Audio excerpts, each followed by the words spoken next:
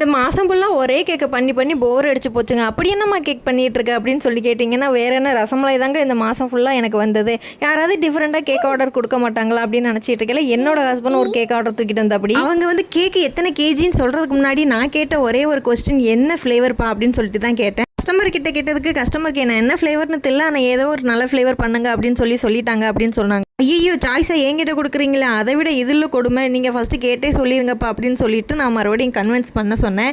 அதுக்கப்புறம் அவங்க ரேட் சொன்னாங்க, எந்தெந்த ரேட்டில் என்னென்ன கேக் இருக்குது அப்படின்னு சொல்லிட்டு நான் ரேட் வைஸ் சொன்னேன். அந்த ரேட்டில் ஒரு பட்டர்ஸ்காட்ச் கேக் வந்து ஃபிக்ஸ் பண்ணிக்கிட்டாங்க. இப்போல்லாம் யாருமே பட்டர் க்ரீம் கேக் வந்து வாங்குறதே இல்லை. மோஸ்ட்லி வந்து ஃப்ரெஷ் க்ரீம், அதனால ஐஸ்கிரீம் கேக்குன்னு இதெல்லாம் முன்னாடி சொல்லிகிட்டு இருந்தேன். ஸோ இது மாதிரி ஃப்ளேவர்ஸ் தெரியாமலும் நிறைய கஸ்டமர் நம்மக்கிட்டே சாய்ஸ் கொடுத்துருவாங்க. எனக்கு இந்த ரேட்டில் ஏதாவது ஒரு ஃப்ளேவர் பண்ணி கொடுங்க, நல்லா இருக்கணும் அப்படின்னு மட்டும் சொல்லிடுவாங்க. நம்ம ஐடியா கேட்டு நிறைய கேக் நான் பண்ணி கொடுத்துருக்கேன். நீங்கள் அந்த மாதிரி கேக் பண்ணியிருக்கீங்களா அப்படின்னு கமெண்ட்டில் சொல்லியிருப்பாங்க. வீடியோ பிடிச்சிருந்தா மறக்காம லைக் அண்ட் சப்ஸ்கிரைப் பண்ணி சப்போர்ட் பண்ணுங்கள். பாய்.